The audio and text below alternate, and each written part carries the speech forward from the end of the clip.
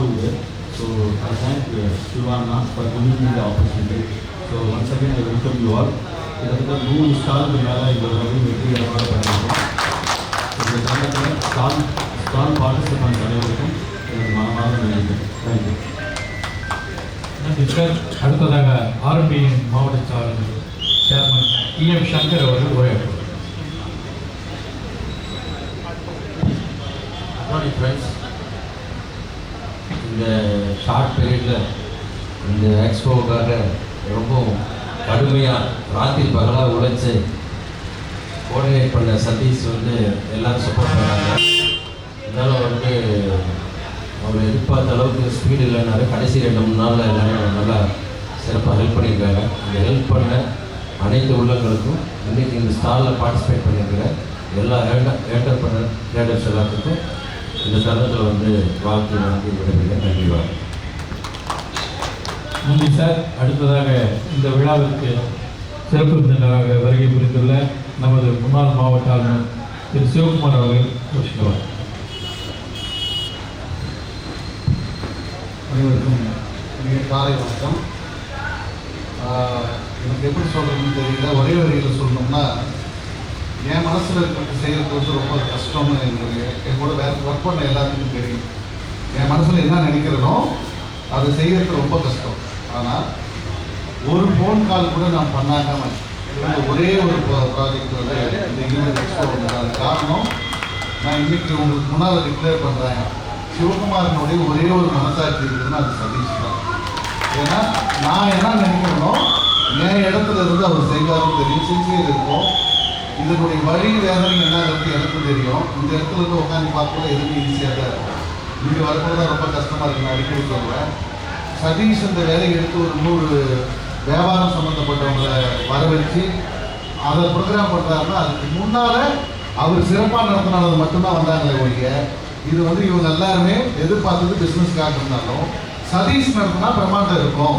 அதனால் சதீஷை நம்பி நம்ம வரலாம் அப்படின்னு சொல்லி வந்தவங்க தான் இங்கே அதிகமே ஒழிய நம்மளை விட நம்ம ஆரம்பியப்பா இருக்கட்டும், நார்த்து கிளப்பாக இருக்கட்டும், ரோட்டரியாக இருக்கட்டும், அதை விட சதீஷனுடைய பிரமாண்டம் இருக்கும், நல்லபடியாக இருக்கணும்.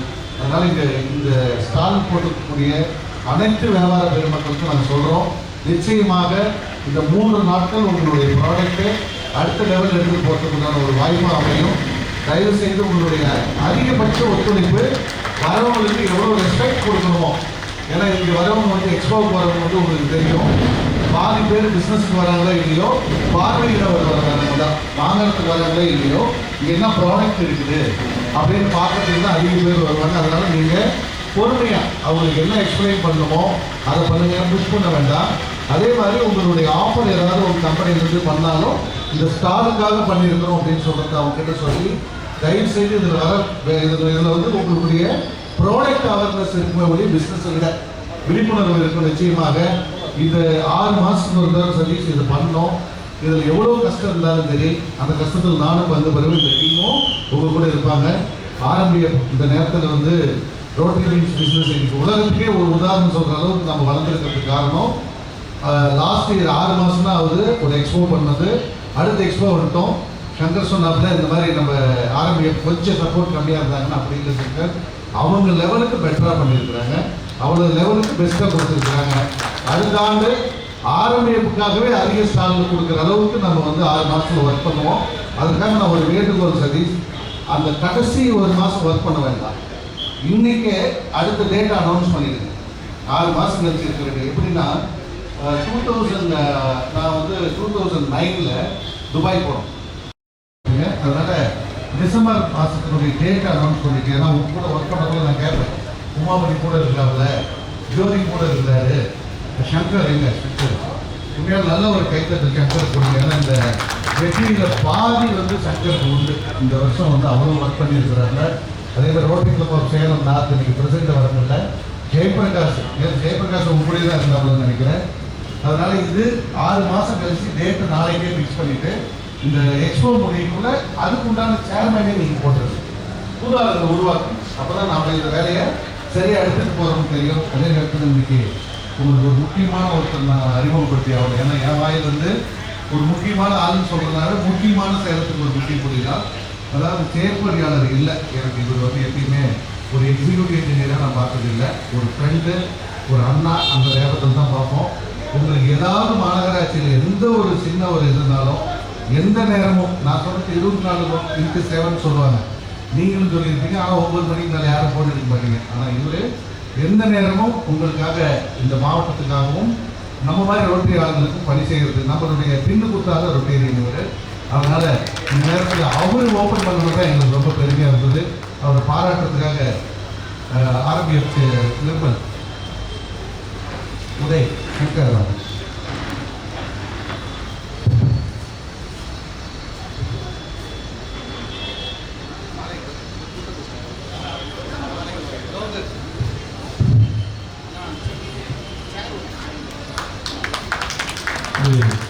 ரோட்டரி வருங்கால ஆளுநர் திரு லோகநாதன் அவர்கள் மேடைக்கு வருமாறு அழைக்கிறேன்.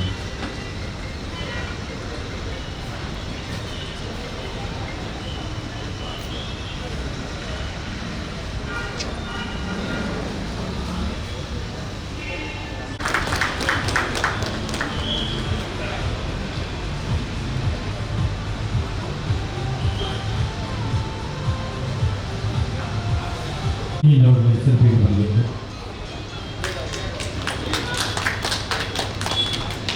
RB சேர்மன் திரு EM சங்கர் அவர்கள் சிறப்பிக்கப்படுகிறார்.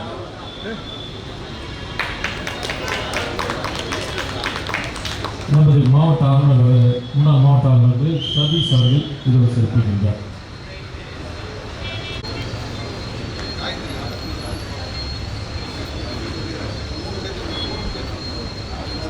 சேலம் RB சாப்டர் 1, 2, 3 தலைவர்கள் 3 வரையும் இது சிறப்பிக்கப்படுகிறது.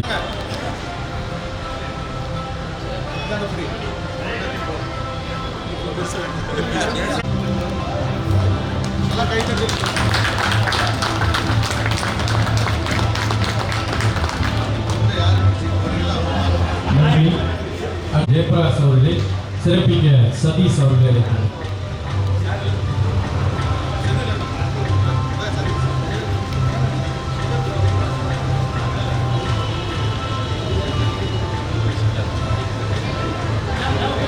திரு செல்வமணி செந்தில் சார் அவர்கள் மேடைக்கு வருமாறு அழைக்கின்றோம்.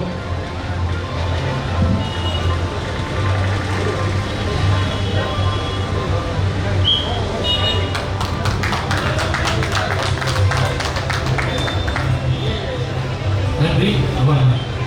அடுத்ததாக இன்றைய சிறப்பு விருந்தினர் நமது சேலம் மாநகராட்சி செயல் பொறியாளர் திட்ட அலுவலர் திரு பழனிசாமி அவர்கள், நமது ரோட்டரி நண்பர், அவர்களை இது ஒரு சிறப்பு உரையாற்ற இருக்கிறார்.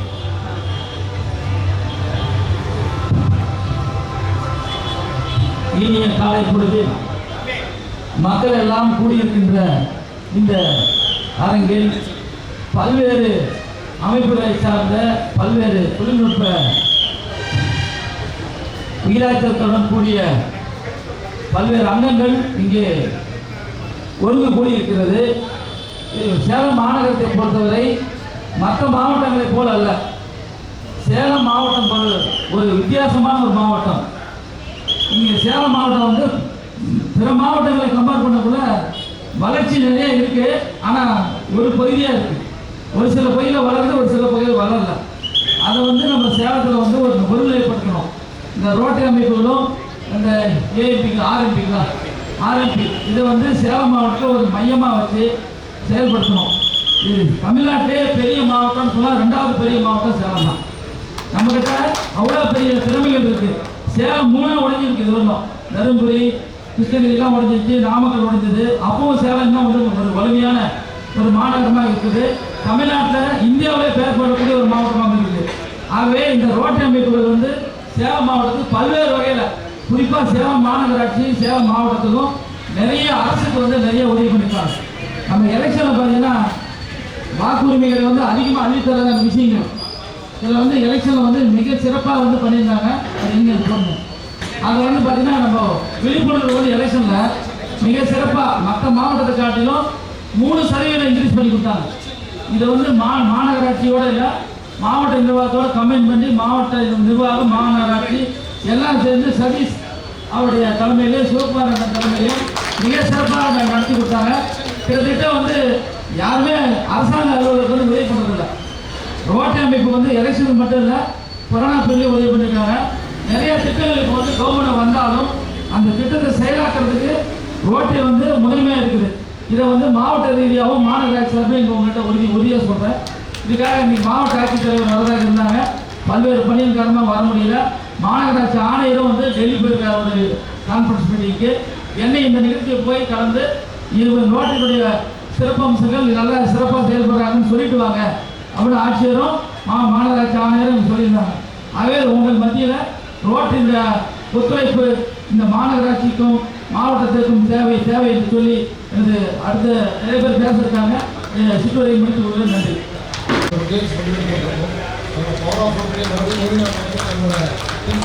இருக்கும். இந்த மாதிரி அடிக்கடி ஸ்டாக்ஸ் போட்டு நம்ம பிஸ்னஸ் என்ன பண்ணுறாங்க core of peoples and Rotary மெம்பர்ஸ்க்கு தெரியப்படுத்துறதுக்கு இந்த பிளாட்ஃபார்மை யூஸ் பண்ணுறேன். நன்றி சார். இந்த ஃபெஸ்டிவல் ரோட்டரி ஃபெஸ்டிவல் இந்த 3 நாட்களும் மிகவும் சிறப்பாக நடைபெறும். அது சமயம் அனைவரும் இதில் வந்து வரும் மக்களிடம் நம் பணிவாகவும் அன்பாகவும் நடந்து கொண்டு இந்த விழாவை சிறப்பிக்க போகிறோம். அடுத்ததாக நன்றி உரையாற்ற திரு முன்னாள் ஏஜி திரு ஆர்பிஎன் சாப்டர் சேர்மன் திரு உரையாற்றுகிறார். அனைவருக்கும் இனிய காலை வணக்கம். நமது ரோட்டரி நார்த் சங்கத்தின் சார்பாகவும் ஆரம்பிய 3 சேப்பன் சார்பாகவும் மற்றும் ரோட்டரி பெருமக்களின் சார்பாகவும் வணிக நிறுவனத்தின் சார்பாகவும் சேலம் மாநகராட்சி பொறியாளர்களின் சார்பாகவும் முன்னாள் மாவட்ட ஆளுநர் அண்ணன் சிவாவின் சார்பாகவும் டிஜிஎன் லோகநாதன் மற்றும் சதீஷ் சங்கரன் அனைவருக்கும் மனமார்ந்த வாழ்த்துக்கள் நன்றி தெரிவித்துக் கொண்டு இந்த வியாபார யுக்திகளை இதில் நாம் வந்து வேறு லெவலில் கொண்டு வரதுக்கலாம். இந்த மாதிரி ஒரு பிளாட்ஃபார்ம் நமக்கு 6 மாதத்துக்கு ஒரு டைம் கிடைக்குது. அது நம்மளுடைய வியாபாரத்தை நல்ல முறையில் விற்பனைகள் செய்து வருகின்ற வாடிக்கையாளர்களுக்கு தக்கவாறு நம்மளுடைய வியாபாரத்தை செய்து அவர்களுக்கு சிறப்பான ஒரு பரிசு கொடுத்து பயிற்சி பண்ணோம்னா நம்ம வியாபாரம்னா நல்லா வரும். ஸோ இது மேன்மேலும் வளரணுன்றது என்னோட ஆசை. இது போல நம்ம நடத்தணுன்றதும் நம்ம சாப்டரோட ஆசை. கண்டிப்பாக அதை நிறைவேற்றணும்னு சொல்லிட்டு எல்லாருமே ஒத்துழைப்பு கொடுத்து இந்த 3 நாளும் சிறப்பித்தீங்கன்னா அதை விட வேற நன்றி வேறு எதுவுமே கிடையாது. இது கொடுத்த எனக்கு ஆப்பர்ச்சுனிட்டி கொடுத்த சங்கரன் அவர்களுக்கு நன்றி தெரிவித்துக்கிறேன். அதாவது அடுத்தது டிசம்பர் 20, 21, 22 ஓகேவா டேட்டு. அதே மாதிரி அதனுடைய எக்ஸ்போ சேர்மேன் வந்து ஜோதி இந்த அடுத்த ஆண்டு. ஏன்னா நீங்கள் வேலை செஞ்சாங்க சும்மாவே ஏற்கனவே முடி கம்மியாகிட்டே இருக்குது. யாருக்கு சொல்கிறோன்னு தெரியும் பேலரிஸ்க்கு அப்படிங்கும் போது இன்னமும் அவரோடய இது பண்ணக்கூடாது. அதனால் சேர்மேன் வந்து ஜோதியினுடைய தலைமையில் தயவு செய்து நாளையிலேருந்து வேலையை ஆரம்பிக்கணும். இங்கேயே புக்கிங் எடுக்கணும். நாளான்னைக்கு வந்து புக்கிங் இங்கேயே எடுக்கிற அளவுக்கு அடுத்த ஸ்டாருக்கு டேட் ஃபிக்ஸ் பண்ணிவிட்டு ப்ரௌச்சர் ரெடி பண்ணிவிட்டு உங்களுடைய தலைமையில் நீங்கள் ஒரு டீமை போடுங்க. ஓகேவா? அடுத்த ஆண்டு நடக்கக்கூடியது 80% வந்து ஆர்பிஎஃப்னுடைய ஸ்டால் இருக்கும். அதை பார்த்துக்கணும். தேங்க்யூ. நன்றி சார். அடுத்த ஆண்டு டிசம்பர் வருகிற ஆண்டு 20, 21, 22 ஆண்டு நடைபெறுகிறது. அதில் வந்து நம்ம ஆரம்பி சார்பாக அனைவரும் கலந்து கொள்ள ஜோதி அவர்களுக்கு வாழ்த்துக்களை தெரிவித்துக் கொள்கிறோம். மாவட்ட பொறியாளர் ஒரு சில வார்த்தை. இன்னொரு ஒரு செய்தியை வந்து உங்களுக்கு பரிமாறணும் மறந்துட்டேன். இந்த நிகழ்ச்சி வந்து பார்த்தீங்கன்னா நம்ம வந்து ஆடியில் வந்து சேலம் மாவட்டத்தில் ஒரு பெருமை கோட்டை மாரியம்மன் கோவில் அதனுடைய பண்டிகை வர்றதுனால நமக்கு வந்து 1 மாதத்துக்கு முன்னாடி அந்த ரெஸ்ட்ரிக்ஷன் கொடுத்தாங்க, அனுமதி கிடைக்காது. இருந்த போதிலும் மாவட்ட ஆட்சியர்கிட்ட பேசி இந்த நம்மளுடைய நிகழ்ச்சியை வந்து ஒருங்கிணைக்கிறதுக்கு வந்து சதீஷ் 2 நாளாக எல்லாரோடையும் பேசி இந்த நிகழ்ச்சியை வந்து முடிச்சு கொடுத்துருக்காரு. இந்த கோவில வந்து இவங்க நன்றி சொல்லணும். இத்தனை அரங்கு நிறைந்த பல்வேறு அமைப்புகள் வந்திருந்தாலும் இந்த ஆரம்பியை வழிகாட்டுறதுக்கு சதீஷுடைய உதவி பெருமையான உதவி. இவர் அன்பெருமையான ஒரு நல்ல நட்போடு செய்கிறாரு. நாங்கள் மாநகராட்சி நிர்வாகமும் மாவட்ட நிர்வாகமும் உங்களுக்கு முழு ஒத்துழைப்பு ரோட்டைக்கும் ஆரம்பிக்கும் அளிக்க இருக்கிறோம் என்று சொல்லி நான் உரையை முடித்துக் நன்றி. நன்றி சார். ஆடி மாதம் வந்து சேலத்துக்கே சிறப்பு. ஏன்னா சேலத்தை சுற்றி எங்கே பார்த்தாலும் மாரியம்மன் பண்டிகையும் விழா கோலம் கொண்டு இருக்கும். அந்த விழா கோலத்தில் நம்மளுடைய திருவிழாவும் சிறப்பாக நடைபெறுகிறது.